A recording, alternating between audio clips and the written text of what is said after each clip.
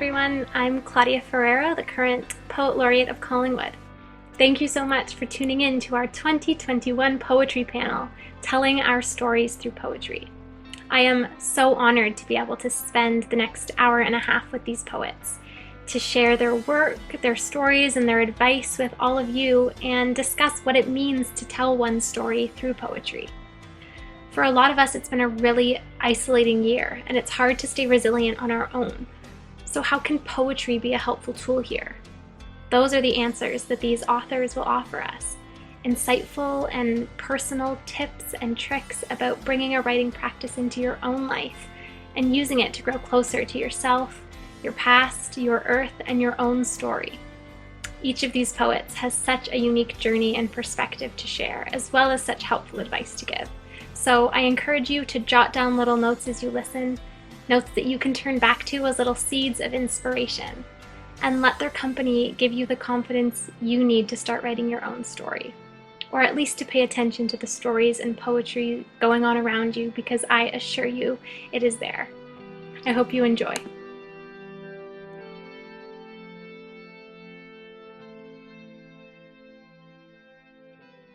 This gathering is being hosted on the unceded territory of the Indigenous peoples of Turtle Island, in particular the traditional territory of the Iroquois, the Ojibwe Chippewa, and the Anishinaabeg. As settlers, we are so grateful and privileged for the opportunity to meet here. And though it is not enough, thank all of the generations of people who have taken care of their land for thousands of years. I also want to give a huge thank you to the Writers' Union of Canada for their financial support in making today's event happen. So when I think about the 2021 theme of National Poetry Month, which is resilience, and how it pertains to me in my writing, I automatically think about the authors that I admire and how the commitment and generosity that is prevalent in their lives and art is so often what I turn to regain the strength that resilience requires. So I've been turning to a lot of poetry by the poets I'm about to introduce and sitting in the welcoming and inspiring company of their books and individual stories. And now I'm so stoked to be here in their real company and the company of all of you to hear their poems and personal experiences of using poetry as a tool for storytelling. So without further ado, the first guest I'm so honored to introduce to you is Michael Fraser. Michael is an award-winning poet, author, and educator who has been published in numerous national and international anthologies and journals. He was published in Best Canadian Poetry in English 2013 and 2018. He has also won numerous awards, including Free Falls 2014 and 2015 poetry contests, the 2016 CBC Poetry Prize, and the 2018 Gwendolyn McEwen Poetry Competition. Hello, Michael. Thank you so much for being here today. Thanks for having me. It's wonderful to be here along with Phoebe, Laura, and Randy, and can't wait to start reading. Yeah, I'd love to have you. Oh, sorry, go ahead. No, I was going to talk a bit about the first poem I'm going to read, Things to Do Around Toronto When You're Black. I believe that's what you want me to do, introduce it. I initially wasn't going to do this one because I knew it was up for consideration with ARC's Poem of the Year contest. So now it's posted, so now I can do it because it's actually up on the website. Yeah, so basically Gary Snyder, the great American poet from Washington, in 1966, I believe it was published, Things to Do Around Seattle, Portland. So he has all these wonderful sort of little travel anecdotal poems. And of course, I was thinking, why don't I do that for Canada, only based on my experience of being Black. And of course, there are the racial overtones that I have to deal with and have dealt with. And there's the Canadianness that's added to it, sort of underhanded level of racism that most people generally aren't aware of. Okay, so I guess I will read it. Things to Do Around Toronto When You're Black, after Gary Snyder. This is where you invite the reader in, showing wherever you step, clothing is your first language. Sport the teal blazer so people will nod when asking directions, and gift shop employees will refrain from being your personal static cling. Remember, you are not you, but a race. Stroll down Philosopher's Walk, reviewing your mind and how it will one day abandon you. Feel Tattle Creek's underflow twitch the footpath. Everything about your stride is almost summer. Jump up during Caravana. Catch how bass cracks open the air it inhabits. See Sororan Park's lit jack-o'-lantern parade as the city slides into November. Throws fall through the air, turns lives back an hour, then departs into photos. If you're pulled over, put CBC radio on. Hopefully, an astrophysicist is riffing M theory. Your whole life has been a parallel universe, so you'll be able to opine. Mention supergravity and you're on your way. If you come in winter, rewire the cold with smiles, your frosted breath hinting at the cloud-braided sky.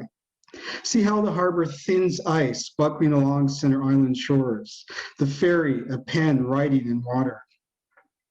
Picture the CN Tower and Rogers Center as an item, the two of them dating for years. Keep your mind off symbolism as the dome's petals open like a white lotus. Skydine at the 360 restaurant as creation rotates around you.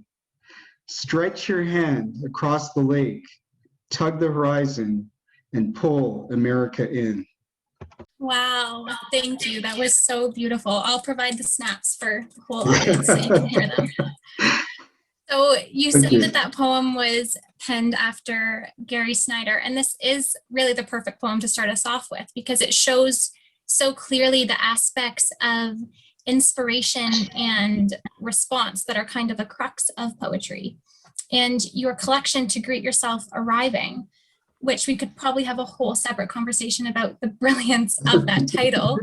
But that collection deals primarily with many biographies of important figures in Black history. So I'm wondering if you could tell us a bit about that search for inspiration and how you find the people, moments, or stories that seem to be inviting you to write about them or respond to them, and what that subject finding process is like for you. That's a very, it's a very interesting question. Because I had basically around 2008 when my first book came out, I had a huge sea change. Prior to that time, I tried to stray away from things I considered overtly political. Obviously, I did have political poems, but luckily Austin Clarke was the one who wrote the foreword to it. And after the book launch, she came up to me and said, you have to write what's happening to us. And, you know, as someone who tried to escape somehow and tried to dodge this responsibility, the constant, you know, arrows being thrown at you, I realized, it's not a burden, it's actually a joy that I have to tell our stories. And if I don't, no one else will. Or very few of us will. So I went from trying to just be a poet writing about love and, you know, little observations about life to delving into history. And so that is essentially started from Austin Clarke, laying the mantle on me saying, you know, you must do this. And I'm happy that he did, because I think I needed the courage to do it.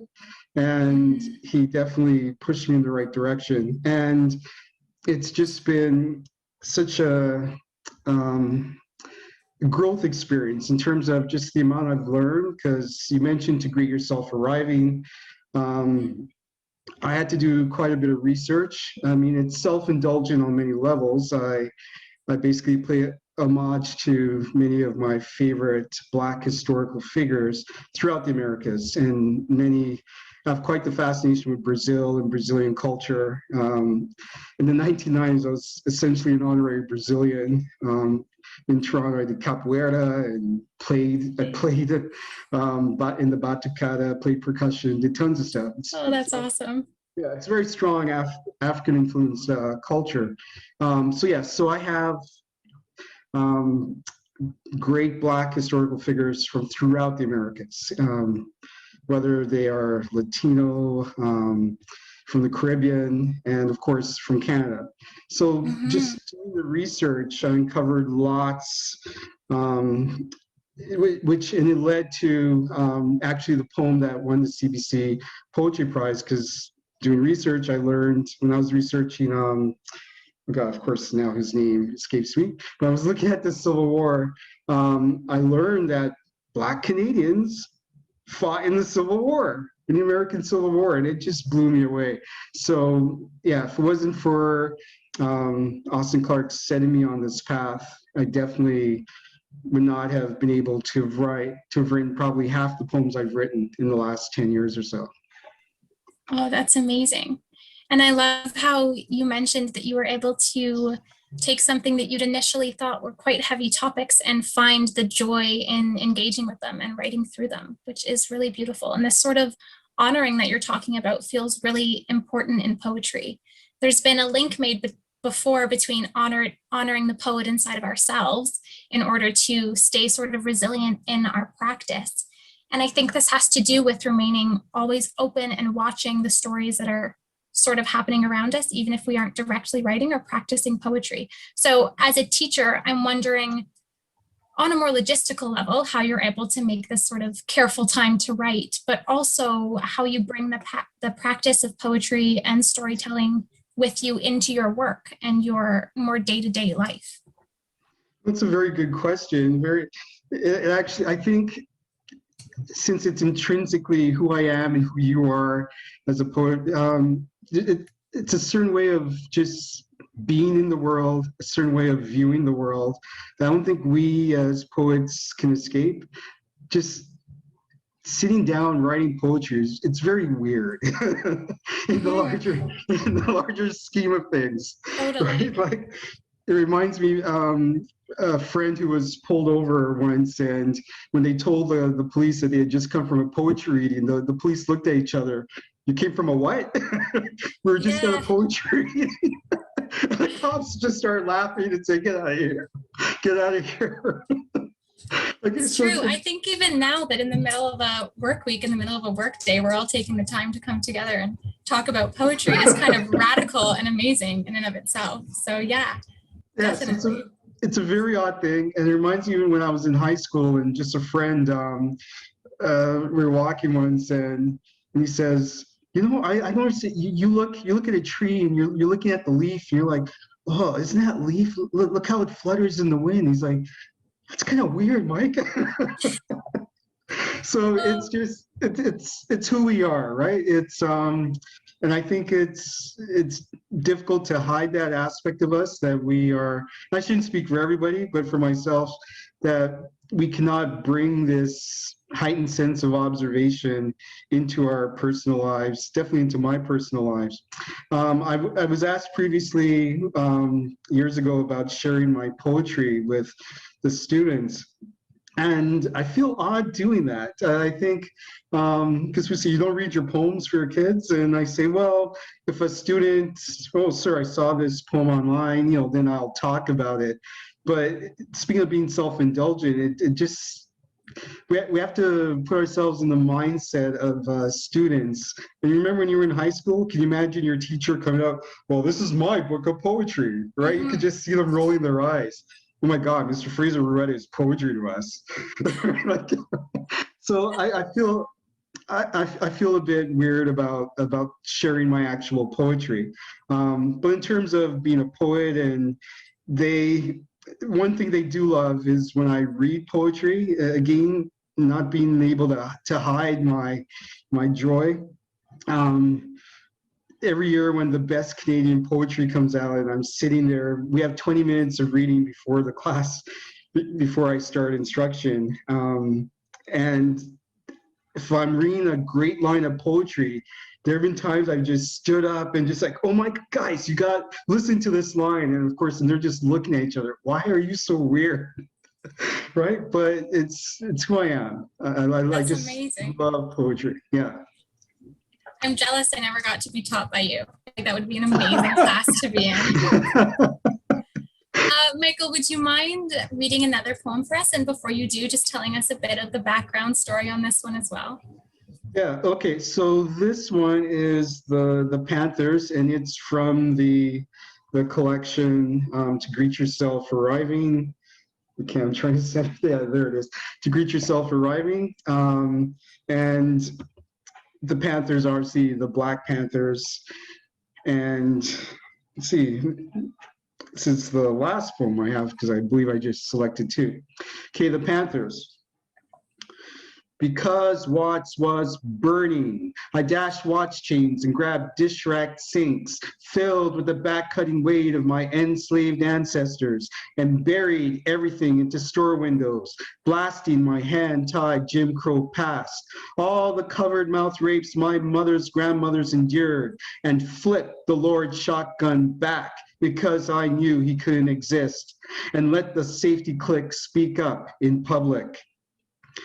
Because Watts was burning, I became Huey Newton and Bobby Seale, packing intellectual heat in misfilled Oakland dawns, thrusting the bay's glacial bylaws back at pearl faces perched on painted ladied porches, their eyes coating me behind police masks. I moved rocket fast and turned history, pounding the 60s when everything moved in Ozzy and Harriet time. Because Watts was burning, I climbed out of the weathered underground, launching the pyretic distaste of our soldiers felled in Vietnam, Korea, the gas-soaked trench lines that carved up Europe, returning to see fountains coupled with whites only outside theaters, or clinging bat-mad to hotel sides. I couldn't choose bus seats, but they let me appoint my tree and swung my brothers with hemp twine, swiveled their charred remains under Dixie suns, chasing nights black and knees.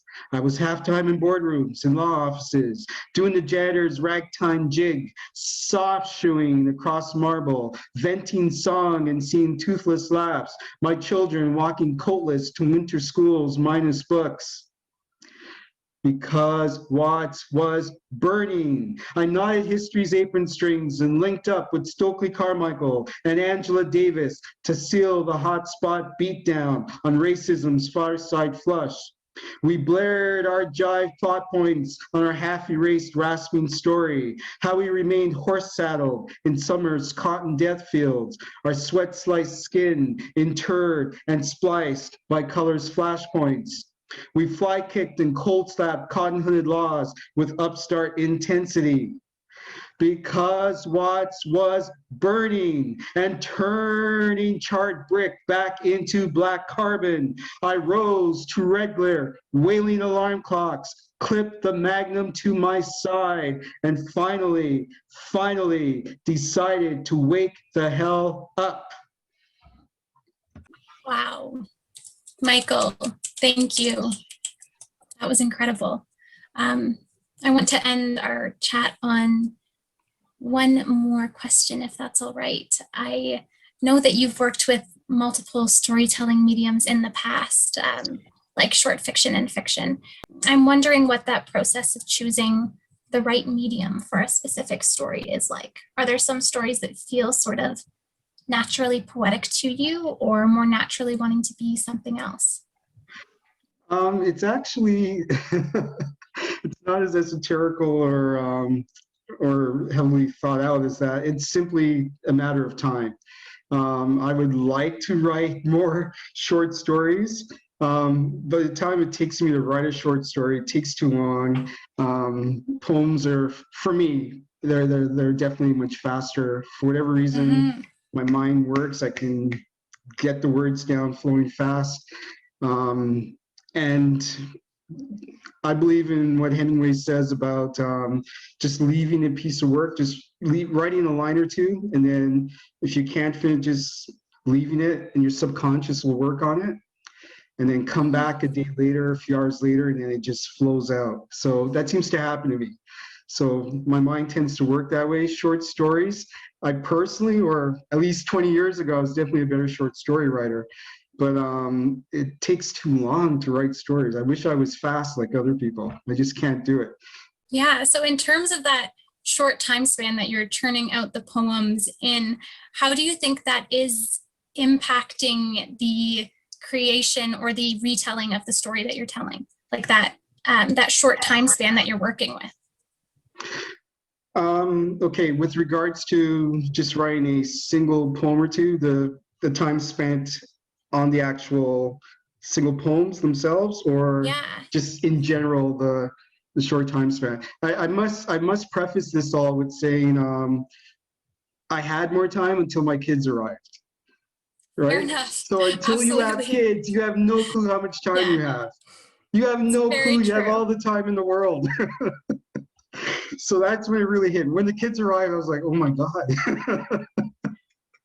So sorry, I lost the train of thought now with your question and the time. No, that's okay. Yeah, you pretty much answered it. I was just wondering about how that the form of poetry and the short time period kind of fit together in your mind, or what that relationship is between poetry and time. Oh wow, that is a good question. Again, because I think so much is happening in the background in terms of, picture me with, a baby in one arm and running around trying to get her to sleep and writing a line here or there, and knowing that the subconscious, or believing that the subconscious will take care of it. And then when I do have time to actually get things done, it seems to pour out. And that's partly because it's, how things expand with regards to time. If you have the time, Mhm. the work can take you 6 months if you have 6 months to do it. But then if someone gives you Exactly. the deadline, it's got to be done within 2 weeks, you will get it done in 2 weeks because that's the time you have. Right. So I Right. think, yeah, it expands or shrinks with the time. Right. So having kids is having that like constant deadline or pressure of like, okay, I have to get this done. Yeah. I mean, more than that, like having kids was obviously the greatest thing in my life, and Yeah. it reminds me of someone from the Bare Naked Lady. I remember an interview where one of the members of the Bare Naked Ladies, someone asked him about what's the meaning of life, and he had said something like, before I had kids, I would sit around pondering these things, but now I have kids. The meaning of life is, everything you do for your kids, and yeah, you get your art in when you can. That's amazing. Thank you so much, Michael. Thanks for all your insight and your poetry. It's been so great hearing from you. Oh, thank you. Thanks for the questions. That was poet, author, and educator Michael Fraser. And now our next poet, who I'm so excited to present, is Laura Ritland. Laura is a poet, teacher, and scholar whose poems have appeared in magazines across Canada, including The Walrus, Arc Poetry Magazine, CNQ, Maison Neuve, and the Malahat Review. Her debut collection, East and West, was published with the Vehicule Press in 2018 and shortlisted for the 2019 Pat Lothar Memorial Award. She is also the author of a chapbook titled Marine Science and recipient of the 2014 Malahat Far Horizons Award for Poetry. Born in Toronto and raised in Vancouver, she currently lives in Berkeley, California, where she is a PhD candidate in the Department of English at UC Berkeley. So welcome, Laura, from all that ways away. Thank you so much for being here. Thanks so much for inviting me. It's just really special to be back among Canadian poets after living in the foreign land of the US for way too long. Yay, we're so happy to have you. So first off, as you just mentioned, you recently made the move from Vancouver to California, and any move like that is a major life change. A lot of your poetry, especially in your first collection, deals with this sort of life changes and the uncomfort or disenchantment they can bring. So I'm wondering if you could tell us how poetry has been kind of a recent helpful tool for resilience during a transition such as your move. Yeah, and thanks so much for just such an attentive reading to my book. That's like a really insightful summary of what I was trying to do, actually. So thank you. Yeah, it's been a really interesting transition. In Canada, I feel like there's a really tightly knit writing scene that I miss a lot. In the US, it's just so massive. And part of the difficulty for me has been like making that transition into like a huge, vast writing scene, and there's so many different poets, and like within the Bay Area itself, like I feel like I don't know everyone. There's no way I could ever know everyone who writes poetry here. So in some ways, like having poetry just as a practice to return to is like having a little mobile home I can just take with me, just like a tiny home or something that I can work on and work through.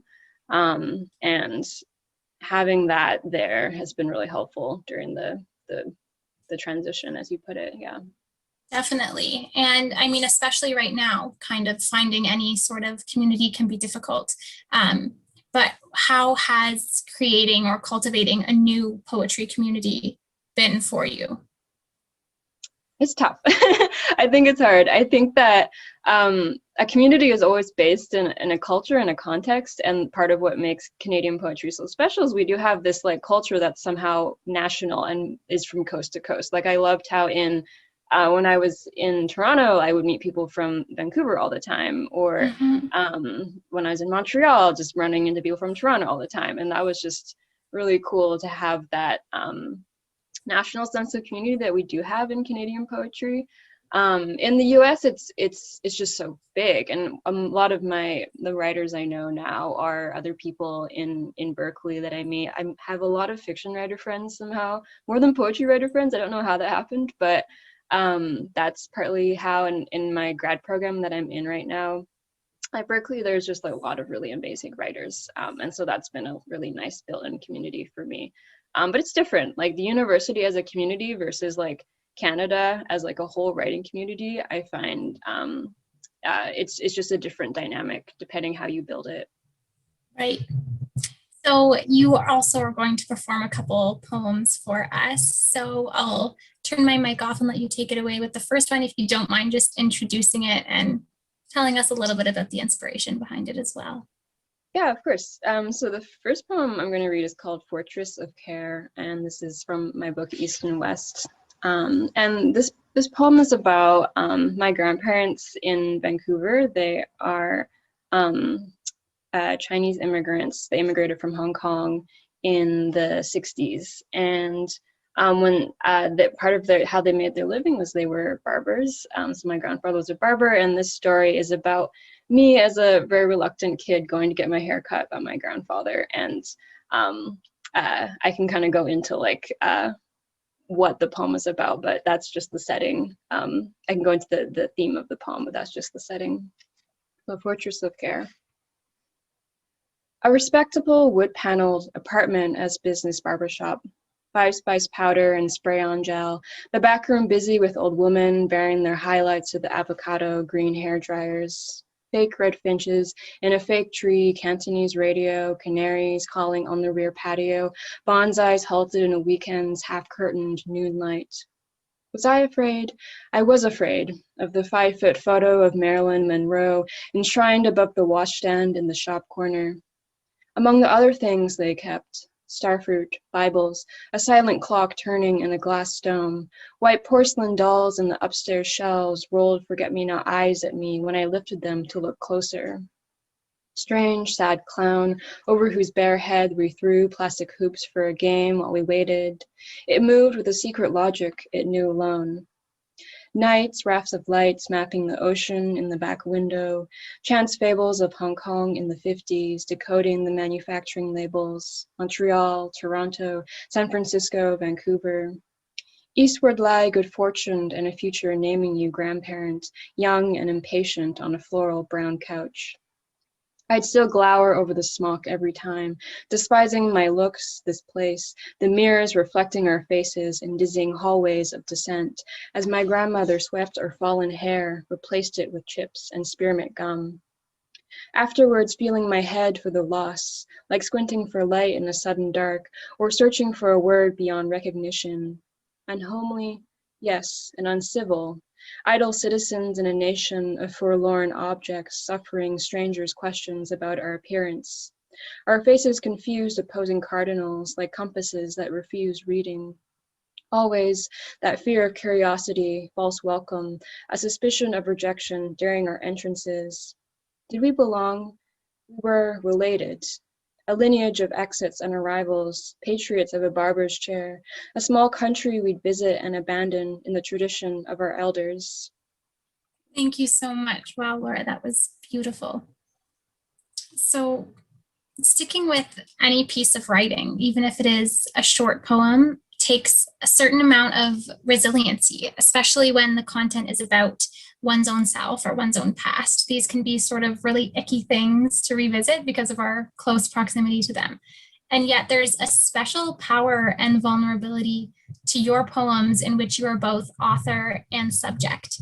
So could you tell us a bit about this looking back and this self-reflection that a lot of your poems do, and how you might work through those times when you feel kind of unequipped to keep at this sort of self-reflection?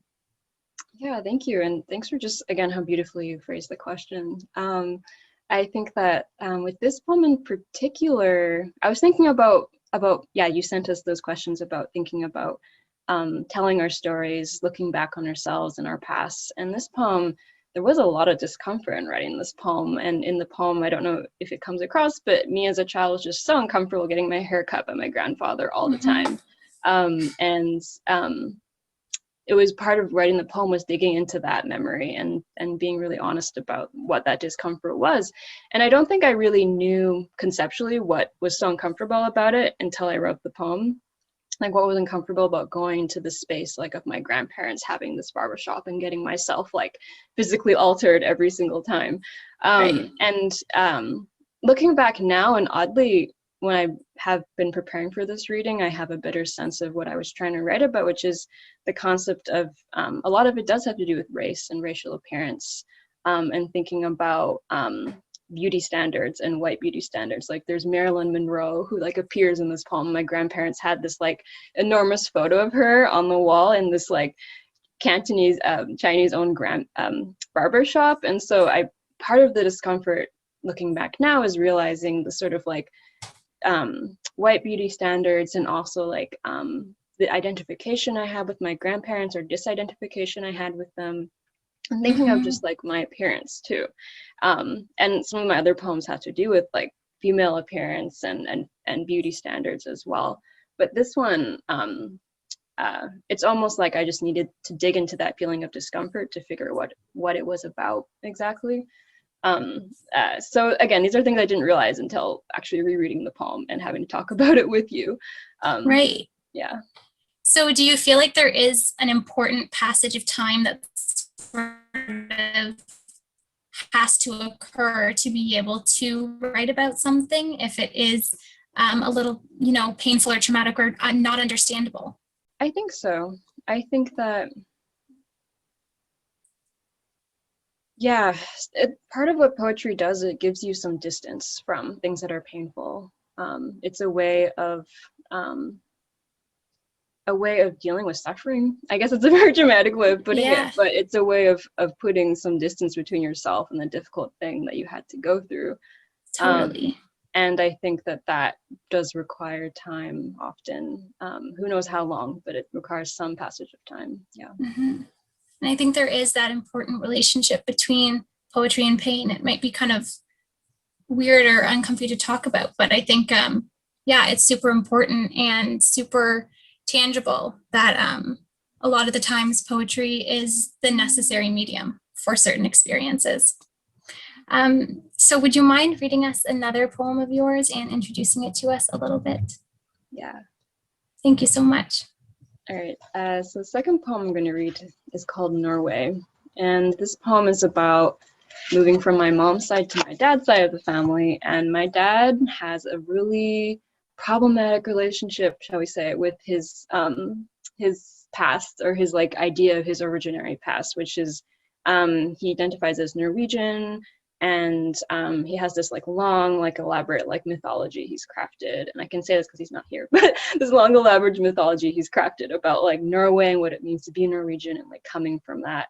And that's how I get my last name, which is Norwegian. But it always felt really, really weird having this mythology told to me as a kid, because it's just so clearly constructed. My dad is just like a white dude from America, but there's this like long like elaborate history that he's imagined to have to do with this concept of whiteness. So this poem is kind of about that. And in this poem, the speaker, i.e. myself, is a teenager, and we're arguing about like how to inflate our backyard swimming pool. So that's the setting of the poem.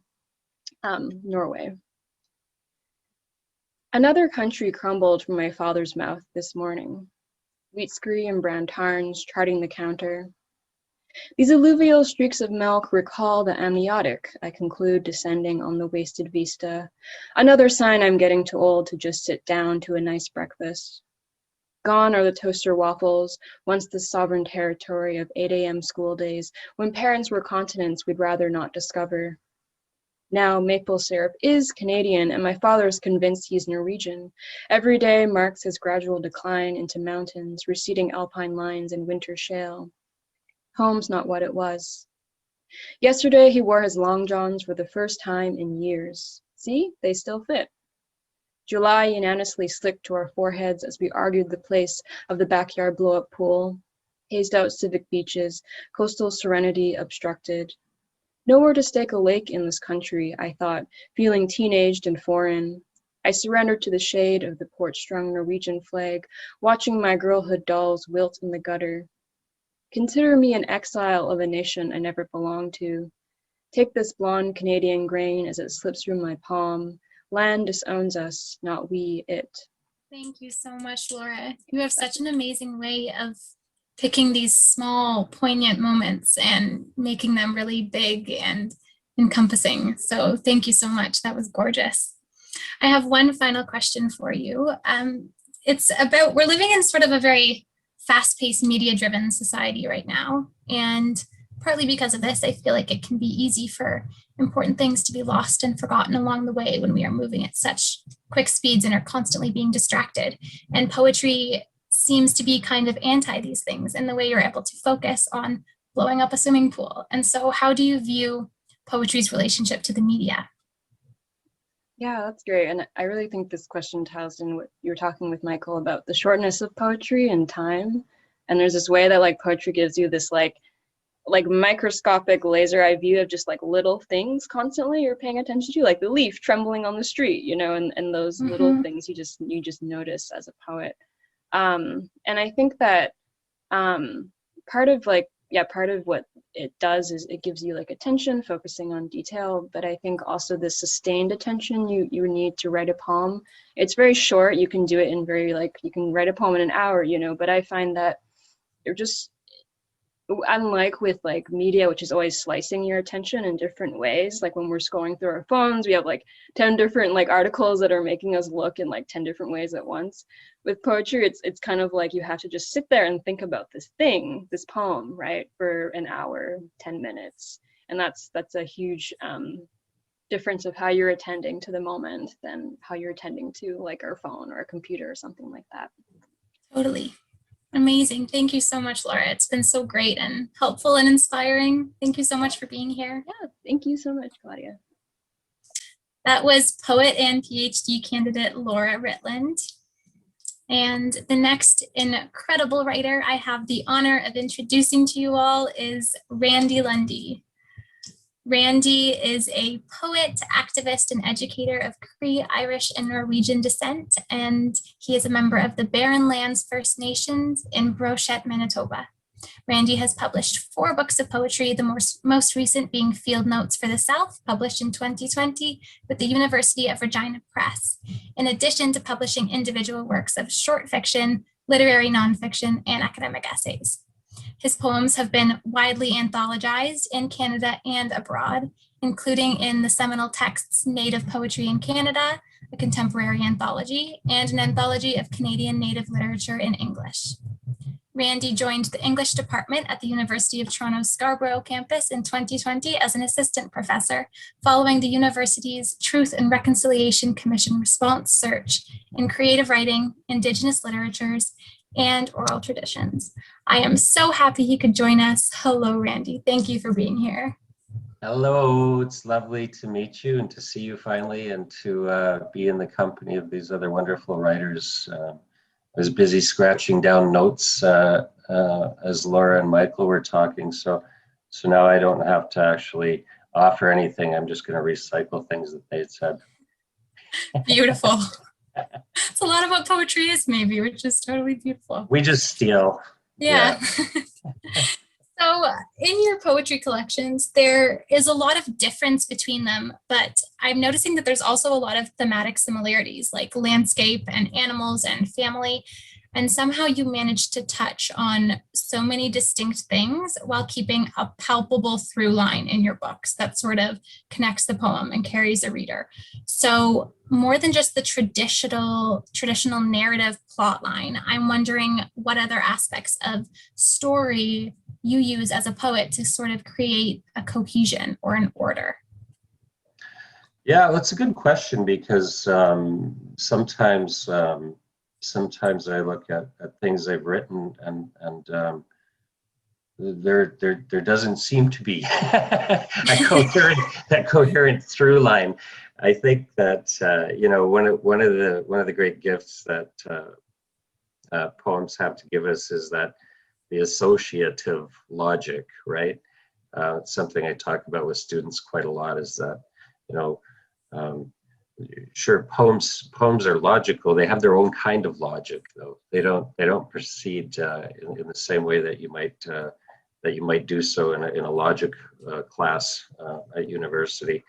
So, and I like the kind of leaps, the logical leaps that poems can sustain, and I think actually that's, in some ways, the kind of associative logic, or the leaps that poetry sustains, are actually much truer to my own experience of the world and of life than the really linear, logical, sort of machine assembly line kind of way of thinking. But that way of thinking doesn't even feel true to my own experience of the world. So in some ways, to me at least, in some ways, poetry seems like the natural way of for me at least, of understanding my experience here. I don't think I answered your question. No, definitely. And it feels like a very generous way to look at story too, when you're not just looking at it chronologically or in these other ways. It feels important and necessary. And a lot of your poetry gives a voice to sort of the people and the nature around you. And this decentering also feels really important at certain times in your work. So I wonder if you can talk a little bit about the effect this change of voice and point of view has on the story that you're telling, and why it is necessary for certain poems. Yeah, well, it's, for me, because I'm Cree, and one of the concepts sort of from Cree epistemology is Wakotawin, which is about relationality, or about kinship, and that extends beyond the human. There's a really good book called Why Indigenous Literatures Matter by Daniel Heath Justice, and he talks about the concept of personhood. And he talks about how for a lot of Indigenous cultures, that idea of personhood isn't restricted to human people, right? I mean, there are human people, there are dog people, there are tree people, bird people, there are rock people. When we say that, when you hear old people talk about the rocks being our grandmothers and grandfathers, they're thinking of those rocks as people. They're just a different kind of people than we are. I can hear something. That is that your dishwasher? I can hear somebody. I think my fan might have just turned on. Okay. So, sorry. Yeah, I think and so our individual existences only make sense in that kind of web of relationships, not just human but beyond the human as well, and for me as well, I have a bit of an interest in Chan or Zen Buddhism, and a lot of that through the great American poet Jane Hirshfield. And so much of that tradition is about decentering the self, and coming to recognize that, you know, the self only exists sort of provisional ways. So again, I think I've avoided your question, but No, not at all. And I think how importantly you tell the story when you make that important point of view switch is brilliant and beautiful in your poetry. So would you mind sharing a poem with us that you brought? I could do that. And maybe a little bit of background about this poem, where it came from. Yeah.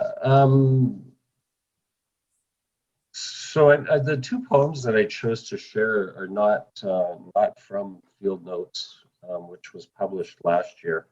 And I'd better mention in case anyone from the University of Regina Press is listening in today. So these are not from Field Notes for the Self. They're a couple of newer poems. And this one was originally published in Prairie Fire, did an issue last fall called Living in a House on Fire, which was focused on the climate crisis, essentially. And the poem is called Morning Pages, Morning, although I think it could probably be read the other kind of morning as well. And really, I was just writing a brief discussion of this poem for another context. I was just working on that earlier this week, and again, it's one of the sources of the poem are pretty clear. It names in the poem where they come from. And largely it's kind of a revenge poem. It's kind of a bit mean because at the center of the poem, or one of the centers of the poem at least, is about an experience I had. I was working for the YWCA in Regina at one point, and a group of us had gone to do some quote unquote sort of cultural trading with an Indigenous elder. And some folks behaved in a way that I thought was inappropriate, and so I ended up writing a revenge poem. So that's part of the poem. I'm just going to read it to you. So, Morning Pages. Rain late last evening, near the end of April, and a light freeze overnight. This morning, the windows feathered with frost, as if the world had left fingerprints detailing its dreams of flight. And out for a cigarette with your first coffee, 2 dogs, and a vaporite rising in the backyard, like smoke from a bushfire up in the Pasqua Hills, among the trees, just north and east of the peat bog where your cousin Elmer works, and where he sets up trail cams to catch ghost-like images of the caribou whose tracks he's seen, where they come to calve in spring, the tangled undergrowth and the soft, wet land protection from the local wolf pack. And you're reading an article about 2 young female poets, one from Greenland, one from the Marshall Islands, lives destroyed by the melting ice and others by the steadily rising tides, communities thousands of miles apart. But violence is like that. It works up close and at great distances, like spookily conjoined subatomic particles. For some reason, you think of a colleague at work, her saying, "I love Indigenous cultures, they're so beautiful."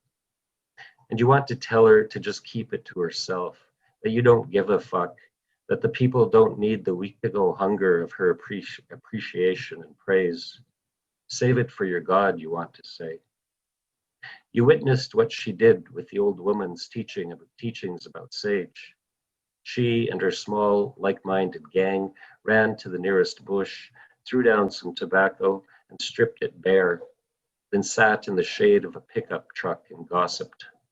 They huddled and clucked while plucking leaves from the thin branches.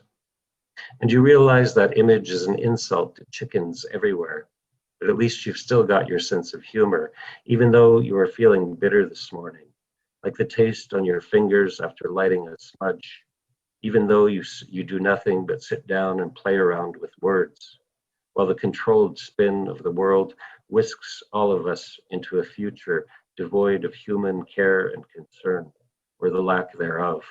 Wow. Thank you so much for sharing that with us, Randy. You're welcome. I read a report recently written on your poetry, and someone noted something that really stuck with me and feels in line with the poem that you just read. They said that your poetry teaches how turning outwards to the natural world can allow us to turn inwards to ourselves. And I was hoping that you could respond to this sentiment a little bit, or talk about the connection between growing closer to nature and closer to self. Yeah, one of the interesting things about sort of reading reviews or comments that critics have to say is that they're, for me at least, they're often much better readers of my writing than I am. So when I read and hear those things, I learn stuff about my own poems that I was unaware of. But for me, that just feels like a natural thing. You know, I didn't grow up in my culture.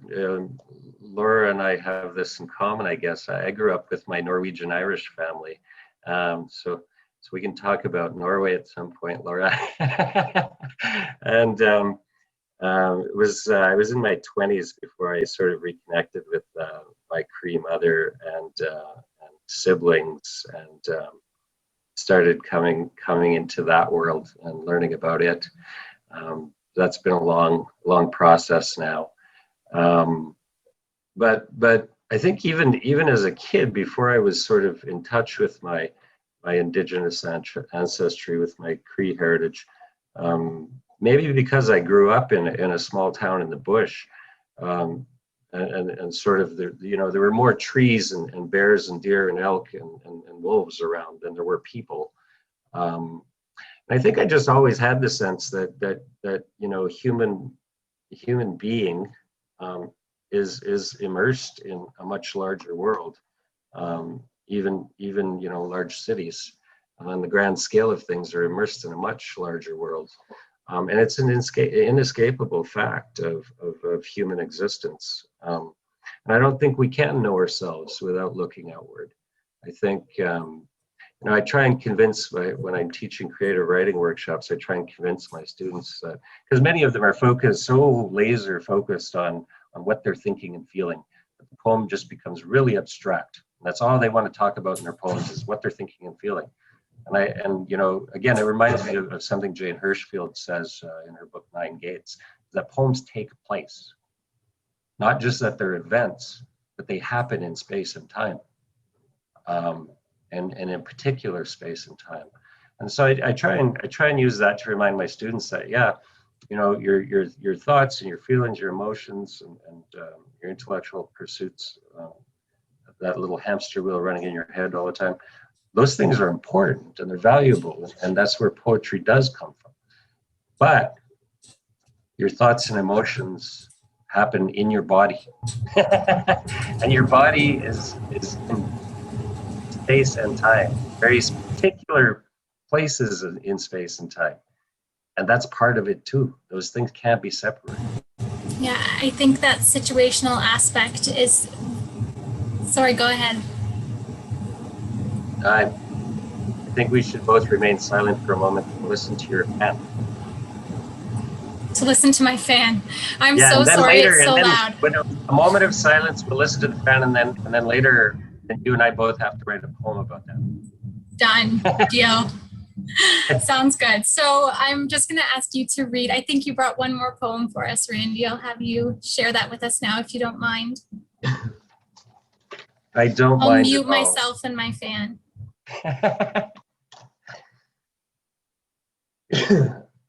So this is a shorter poem, and it sort of, I was talking a bit about my indigenous heritage. The poem kind of ends there, but it kind of starts with my interest in Buddhism, and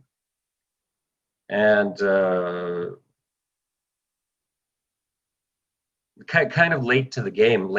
Some of my writing lately has been more and more about sort of directly about the kind of environmental damage that seems to be an inescapable part of the human context these days. There's a couple of Cree terms in this poem that I'll just tell you now what they mean. So kayas, which means a long time ago, and achak, which is like our spirits or our souls, maybe something like that. So the poem is called Diagnosis.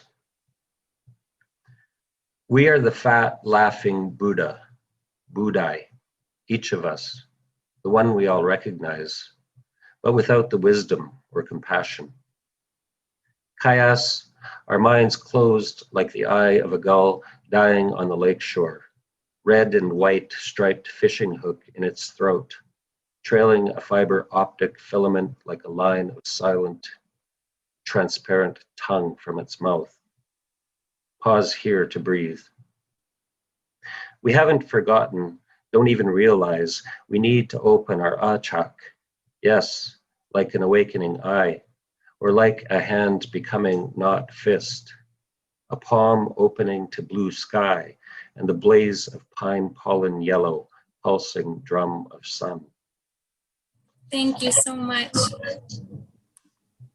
for all of your time and your wisdom and your poems, Randy. It's been amazing talking to you. Thank you. Oh, thanks so much. I appreciate being here. That was poet, storyteller, and educator, Randy Lundy. And the final poet in today's panel is someone who doesn't know it, but was really personally influential in my journey of getting to know and love poetry. And so I'm beyond excited to get to present poet Phoebe Wong. Phoebe is a writer and educator based in Toronto, Canada, and a first-generation Chinese Canadian. She is the author of Admission Requirements, published by McClelland and Stewart in 2017, which was nominated for the Trillium Book Award. Her second collection of poetry, Waking Occupations, will appear in the spring of 2022. Her fiction and nonfiction has been included in the New Quarterly, Brick, and the Unpublished City, shortlisted for a Toronto Book Award, and she co-edited the Unpublished City, Volume 2, The Lived City. Her work has also appeared in Refuse, Canlit in Ruins, and What the Poets Are Doing in 2018. She works with the organization Poetry in Voice and as a writing and learning consultant for English language learning students at OCAD University. Hello, Phoebe. Thank you so much for Zooming in with us today. Thank you, Claudia. It's such a treat to be part of this event. So you've spoken in some other interviews a bit about your experience creating a relationship to the landscape you were living in Ottawa as a child, and how that wasn't necessarily the most natural relationship and required some of your attention. So when did poetry, I'm wondering, start looking like a vessel for cultivating this relationship or sense of connection to land? Oh, I think poetry makes room for exploration, as I think all the poets today have, phrased so beautifully. Sometimes it's a great place to put all those random questions, because in poetry you don't need a clear answer, and you can kind of make loose connections that aren't logical. Yeah, and so I was reading a lot about where I grew up. I grew up like on traditional Algonquin and Anishinaabe territory, and quite close to the Ottawa River. And I grew up next to this huge, brown field called the Breton Flats. And the more I looked into it, the more I realized it was the site of, I learned it was a site of lumber mills and sawmills that all burnt down in the fire of 1900. And I also grew up really close to Victoria Island, which was later the site of the Alamo Moor. I remember hearing drumming circles. They had a friendship center or a kind of cultural center on the island, right next to the burnt out shell of this lumber mill or paper mill, I think. And E.B. Eddy still has, I think, a paper mill or factory there. So when you learn these things, you don't know where to put them because, again, they don't come up in everyday conversation, and you end up with like this kind of feeling of overflow or overspill. And so when you write about yourself, or even write about seasons, or you write about your family, these little things kind of come through. Really what Randy is saying is that when you do write about those emotions that you're feeling, like an emotion of discomfort, for instance, that discomfort is situated in a place and time. Absolutely. And poetry allows that to be contained, or to be at least referenced. Yeah. Right. And you've mentioned your poetry as a form of time travel before, a metaphor that I'm still digesting and understanding in all of its brilliance. But your poems don't just seem to be like compressing and contracting time into poetic spaces, but they seem to be pointing to a lifetime of poetic attention that has been distilled just enough to be written down. And I'm wondering about how you view poetry in relation to time, or if you could elaborate on that amazing metaphor of poetry as time travel. I know I said that, and then I was like, do I even know what I mean by that? I think what I mean is that when you write or you read a poem, it's not as though you can literally travel time, but you can recreate the emotion of a moment, and even the emotion of having left that moment, so that, as you're writing the poem, you are able to access the emotions and the moods and sort of the light and the place that you, and so that, as a reader, you are, I always feel transported when I listen or read poetry to that emotion that is, again, situated in the body or point of view. So it's almost similar to, I don't know, feeling a bit possessed. Yeah, like you occupy this other body when you read someone else's work, and the feeling is always a little bit eerie, like you're seeing the world through their eyes. I've been thinking a lot about this Cantonese phrase, "guai sung san," which literally translates to ghost into body, and this is very much feared in Cantonese culture, being possessed or having a demon in you. You need to be exorcised, but that is really the feeling I have with being transported when I'm reading or writing poetry. Yeah, and I notice your poems feel a lot like sort of meeting grounds that we can come to re-encounter and re-meet something, and that's beautiful. Would you mind sharing one of your poems with us now and telling us a little bit about the inspiration behind it? Sure, really happy to. So this one's from Mission Requirements, and this poem was, it's about how my family moved from Ottawa to Vancouver, and when we left, I felt like we didn't leave all traces behind because we're not from that land. We didn't have a lot of family around, and also for a long, my parents had wanted to move to Vancouver for a long time, like for several years. So it felt like we were already gone. But I also felt like this poem fit the context we're in now, because it feels like all of our traces in the city are also visible and invisible at the same time. This is called Still Life with Disappearing Act.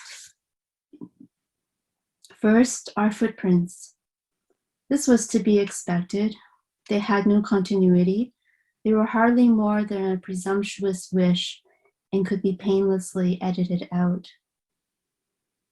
Then our second-hand sedan and the trellises wore cloying veils as if playing hide-and-seek with us.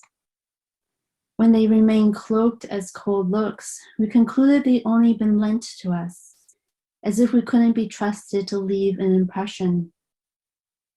The avenue of crab apples forgot my father had supported their rise to supremacy. The pavement shuddered at the betrayal, but clutched their white bribe. What of the tiny grocery store where we nodded at Maggie's grandpa over his reserves of longan and fresh peanuts? The impassive counters we'd waited at and been waited on. They lay suppressed under a fine, sparkling glaze, commonplace as sugar, but otherwise spared. Not so our timid smiles, and frayed bones. We didn't see them go. That was merciful. By morning, the Scottish terriers and German shepherds who laughed at the hems of our clashing woolen coats will circle the craters of silence, making kind and wordless inquiries. We'll fill in the cavities.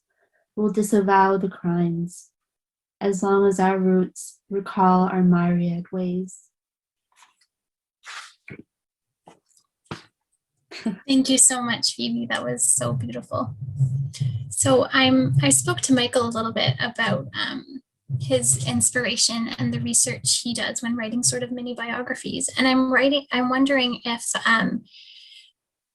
there's a sort of research that you tend to undertake when you're writing stories that aren't particularly about people, but are about landscape or environment.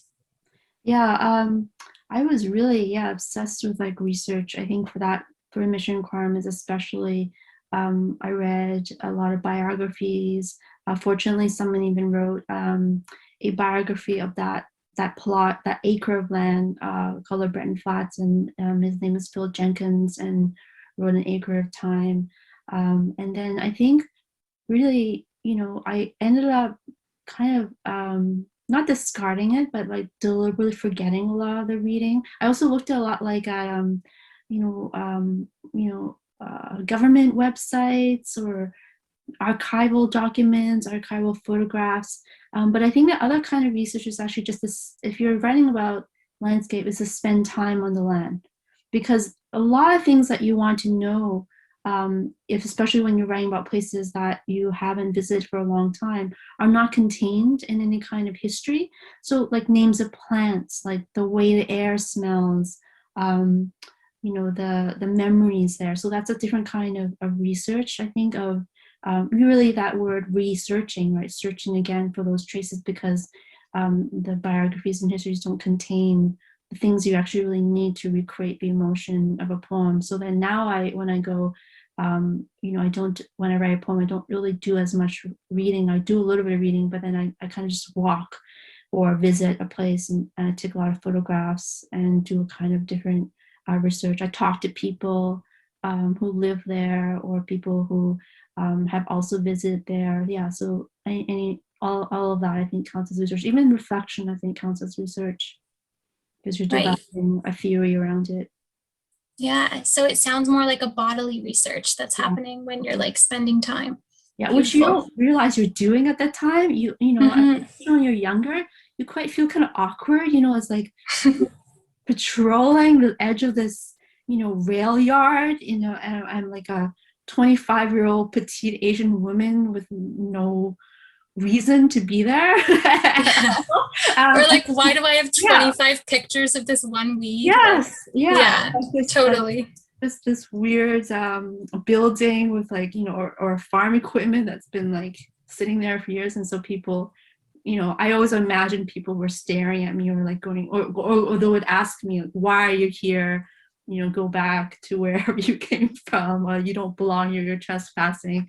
And actually, fortunately, part of my privilege is that I wouldn't get, I would kind of disappear into the landscape a lot of times, and I learned to dress that way. And actually having a camera around explains a lot to people, which I think Michael can also relate to, because he's also a photographer. When people see the camera, it's like, oh, they're there in some other purpose, and unfortunately poets don't have a kind of literal equivalent of a camera. It's like the eye is a camera, but then that's not very recognizable. Mm-hmm. For a lot of the times, just the notes app on your phone or something. Yeah, I don't care anymore. I'm all over things and like, oh, what's this trail up there? And just going for it, because I no longer, have any I have more of a sense of entitlement, where like, I live here, I get to be here, kind of amazing. Still, I'm like, is this someone's like private property, or is this actually still part of the no admission requirements to this exactly place. Right? And that is definitely always my feeling of poets kind of go places where they're not really supposed to be, or that they don't belong in, per se. Mm-hmm. Totally. A lot of your poems also feel really grounded in bloodline and your family. Mm-hmm. And it's interesting because I know that a lot of people in your immediate family are artists. And I was wondering a bit about how you use poetry to get closer to the past stories of your own family, but also to respond to the stories that your siblings or parents might be creating as well.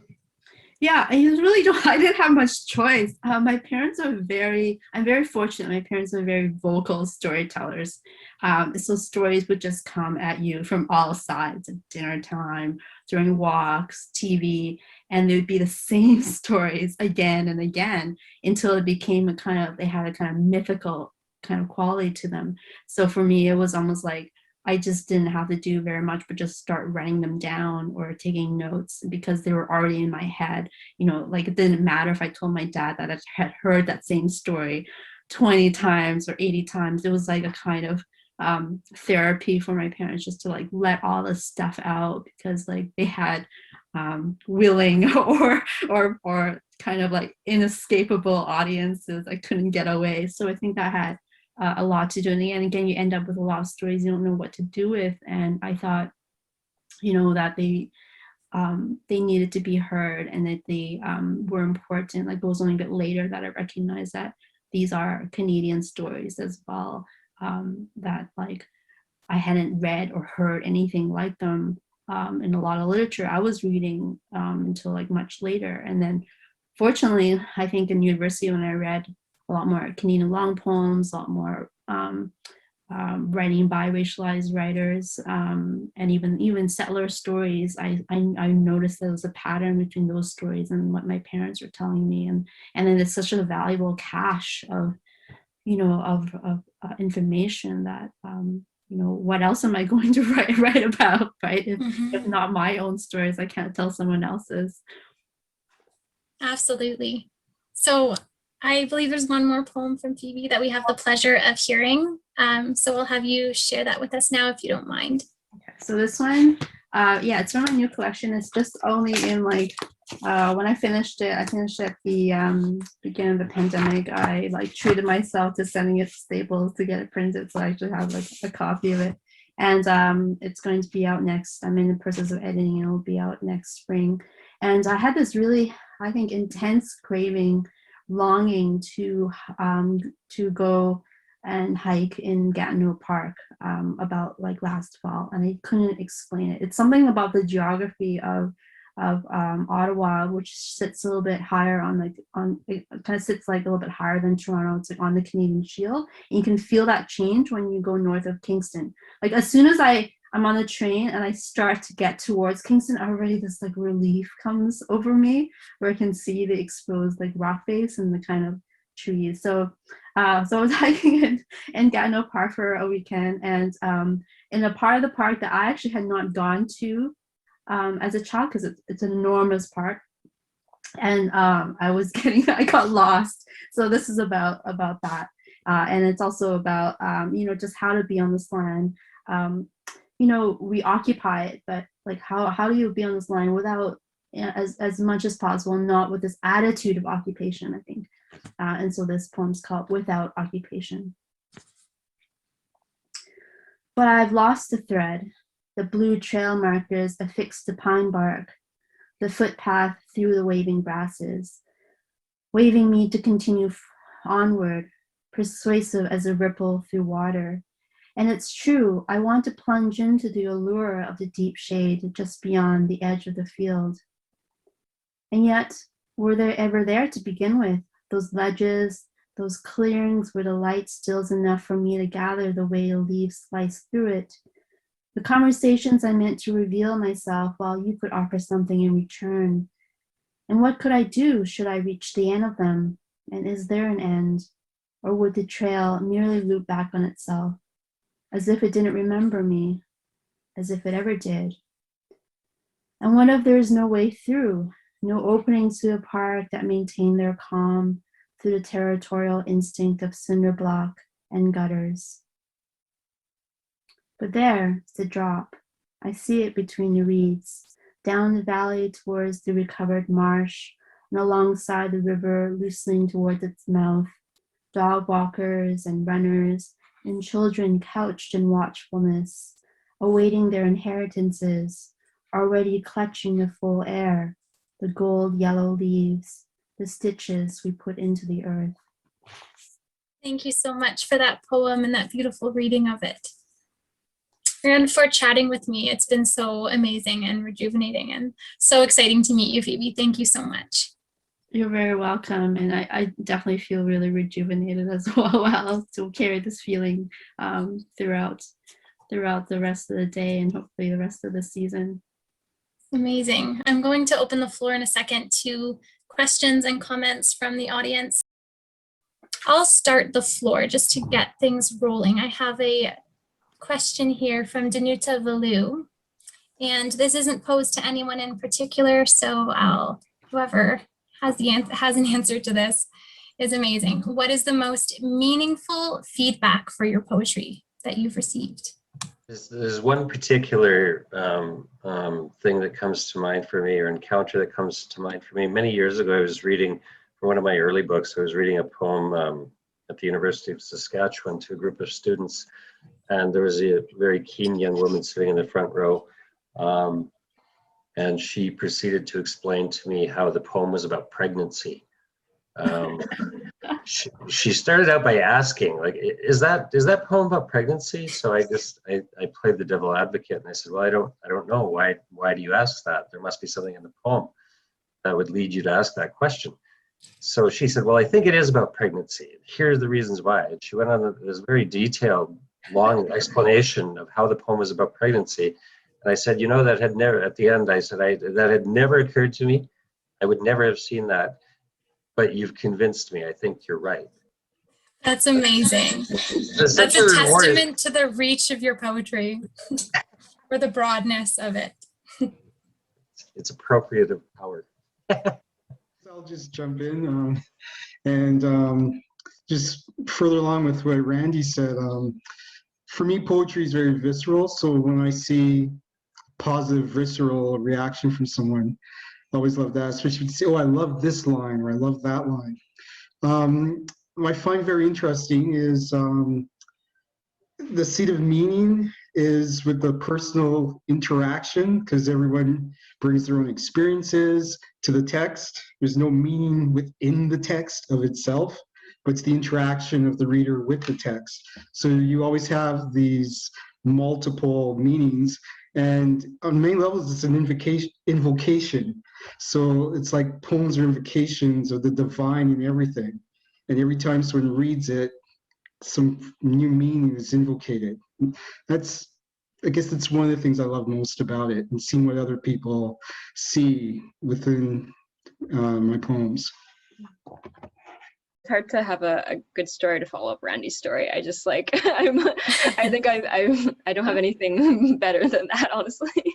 Maybe the best advice I get, which is from Dion Brand, and I have a privilege of working with her, and really everything she says is like brilliant. But one thing she told me early on was, don't feel the need to explain. I think in the context of our conversation, it was more like, hopefully no one's offended by this, but she says, don't feel feeling to explain to people, particularly outside your culture, trust that they'll follow you there. And I think it was more like, don't hold back. This is an important story. That was the implicit message, but I keep carrying that a lot. And it doesn't mean that you shouldn't explain the emotion or shouldn't explain the landscape, but I think she was also referring to, don't try to explain or minimize your experiences of racism. And staying true to what the poem is asking rather than the people who might read that poem, right? That's a beautiful sentiment, yeah.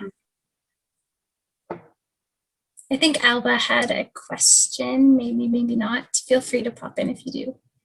That one of the overarching thematics of a lot of it is the question of land, and particularly of alienation to that land, whether it's was through a history or a process of immigration, whether it's through environmental destruction, or whether it's a kind of a combination of those two factors. So I guess my question is whether you folks do think that those are two overarching concerns that inspire your own poetry, or why you might think that would, or how you might think poetry can work to not just sort of address the way in which these concerns are manifested in the material world, but also in why there even might be such a reluctance, kind of given the state of our current economy, culture, and society, to even address those concerns as concerns in the first place. Thank you. Thanks, Alba, for just a beautifully phrased question. I just keep thinking of how, Phoebe was describing like research as a way of a bodily relationship to the land. And I think just like, to me, that just beautifully illustrated that kind of what poetry can do. It's just to have this like emotional like effect, like relationship to the land that's not just, based on these histories we've been told, that could be like colonial or could be imperial in some way, right? Sort of retelling the story in a way that centers the body, or centers, the feelings in a way that maybe could otherwise have been erased or overlooked, or really corroded by these imperial colonial histories. I think that's kind of what I heard when you were talking, Phoebe. In my own work, I had never thought about writing about the land in that way. I think I often think about nation and land in relationship to each other, and nation being a very like cerebral thing, like the way we think about it's like an imaginary thing we're all part of. So I just wanted to say I really love what you said, Phoebe. I know it's kind of like using Phoebe to answer the question, but I think that just really beautifully illuminates what you're talking about, Alba.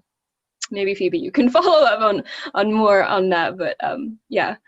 Yeah, and the word alien is very interesting itself, that we've come up with this term to describe like enemy aliens, or that you are alienated from this place. And that is very much a nationalistic function of saying who belongs and who doesn't belong, that I think a lot of us have in Canada and North America, we have internalized that. But I think more and more, I don't think alienation is necessarily a bad thing. And is it really true? We're all native to this earth, we're a native species to this earth. And I think I'm thinking more now about and reminding myself of that like relationship to the earth. And the poetry allows you to explore that, to kind of supersede or to put aside this nationalistic concern with who is an alien to this place. So I feel fortunately more comfortable with that, because yeah, it's we're displaced, but I don't think that can be an excuse for not taking care of the surroundings we live in. It just means that we've been shifted around the globe to take care of other places that maybe have belonged to other cultures. So yeah, it's an interesting word of alienation, and who is alienated and who is not alienated. Yeah. I guess what fascinates me with regards to the whole notion of alienation is the terminology surrounding the issue of immigrants. So it's very negative, and it's based on catastrophe. So if you think of terms like a flood of immigrants, a sea of immigrants, tsunami of immigrants, right? So the terminology itself is extremely negative, and we internalize it because it's essentially the language that we utilize when we speak about these things. So even the language itself is not neutral. Yeah, and then so what do we do about subjects who are mixed race or who come from multiple lineages? Does that mean only half of you belongs and the other half random and Yeah, I think somebody actually wrote a book of poems one time titled "No Language is Neutral." Hey, Michael. Yeah. Sorry, let me unmute myself. Yes, that's where I got the phrase from. It was the allusion to that phrase. Yeah. Yeah, and I don't know how this fits in, but I was just sort of thinking about this as the rest of you were speaking, is that,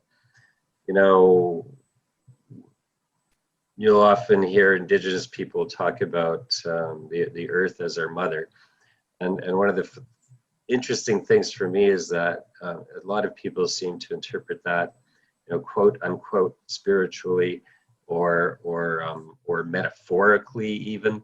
And wasn't that a lovely idea? And so it's such a beautiful thing, right? And for me, I think, no, that's epistemology. It's ontology. It's the way things are. Think about what your body is made out of. It's mostly water and it's minerals. The earth is literally your mother. Now, and if you think of the rocks and trees and the water, etc., as people as well, just as not as human people, but as their own kinds of people, then those are our relations. We are made of that, literally. That is where we come from, and therefore those are your kin, right? That's your part of your kinship, and the probably the first and most important. And if you start to think about it that way, then that implies responsibilities for each and every one of us. So yeah, anyway, just something I was thinking about. I'd love to keep this chat going forever, but we are in the middle of a work day, in the middle of a work week, and everyone has busy schedules, so we're going to have to wrap up. So on behalf of everyone here, I want to extend a huge thank you to Phoebe, Randy, Laura, and Michael for all of your time and your wisdom and your generosity. It's been so great. And I know that we're all leaving here feeling a little bit more inspired and resilient. So thank you so much. And another huge thank you to everyone who came out today and listened in or posed questions. Oh, sorry, go ahead. I was going to say, if I could interject, sorry. Thank you. It's been a plum-pleasing pleasure to have you as this wonderful, insightful, sagacious host. So I think you deserve commendation for that. Thank you so much. It's been such a pleasure. I hope everybody has a great rest of their day and a great end to National Poetry Month. Thank you all so much for joining. Bye. Thank you so much for tuning in to our 2021 poetry panel, Telling Our Stories, with poets Michael Fraser, Laura Ritland, Randy Lundy, and Phoebe Wong. I hope everyone leaves their screens feeling a little bit more grounded, inspired, and resilient. And I encourage you all to check out more of these artists' published works. Their websites can be found wherever this video is posted. Remember that poetry requires resiliency, but resiliency is so much more achievable with the help of poetry. And remember that everyone has a story worth telling, and the capacity to share this story through writing. Don't hesitate to get in touch with me in the future with any further questions or for guidance on your own writing journey. In the meantime, I am sending you all so much virtual love and gratitude for showing up. I hope to see you soon.